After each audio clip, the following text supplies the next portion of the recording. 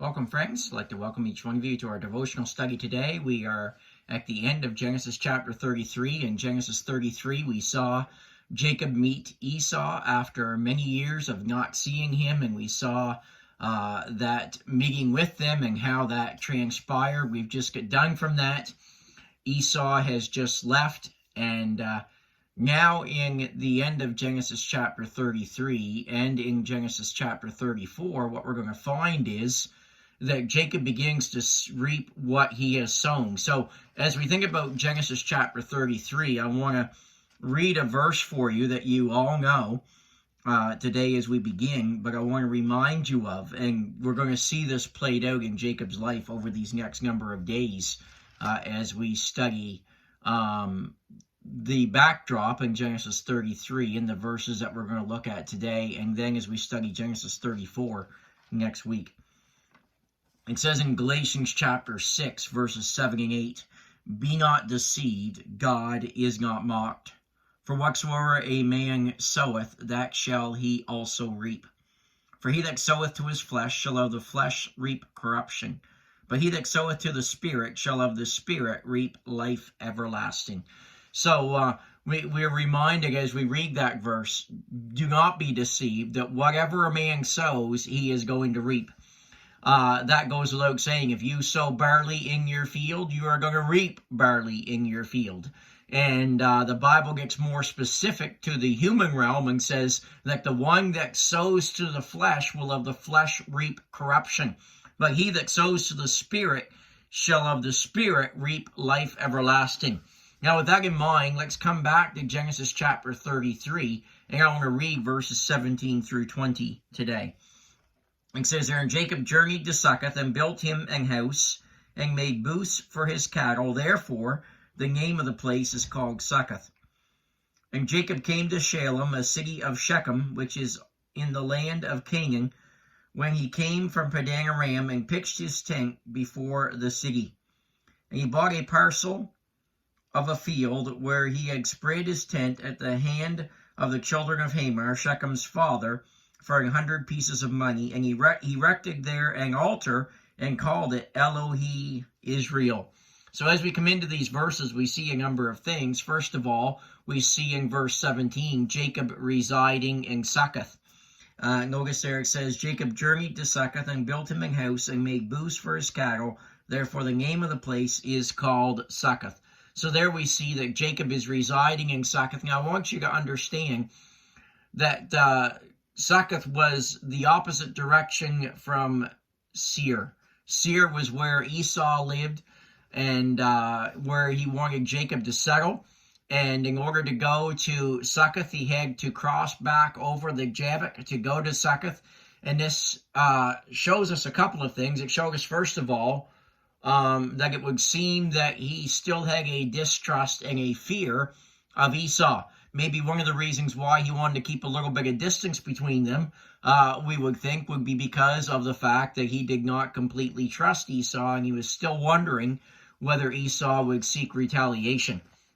But as we think about this, the most important thing for us to understand is that this is a disappointing performance by Jacob after his high spiritual experiences in chapter 32.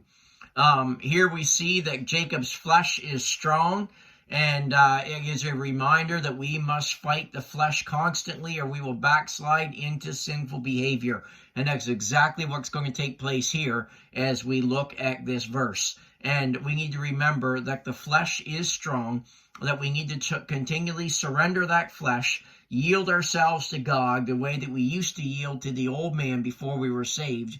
And if we do not do that, that we will backslide into our own sinful nature and we will follow the desires of the sinful nature. Then we also see in verse 17, not only did he reside there, but he built a house for himself and he built booths for his cattle. This reminds us of an extended stay. Jacob's children are mature when he arrived in Shechem, and it seems to indicate that they stayed in Succoth for some time. Building a house in Succoth was an obvious act of delinquency. Succoth was on the east side of the Jordan. God had called Jacob to return to the west side. Jacob was close to his God-appointed destiny, but he was not there. It's kind of like the nation of Israel, as they get so close to the promised land, but they spend 40 years wandering around in the wilderness. And so many Christians today, this is the way that they live their lives. They do not follow the Lord completely. They just follow him when it's convenient for them or in what they want to follow him in, and they stop short of full commitment. Good pasture and good circumstances, which are indicated by Shechem and Succoth, tempt people to disobey God, and many times that is exactly what they do.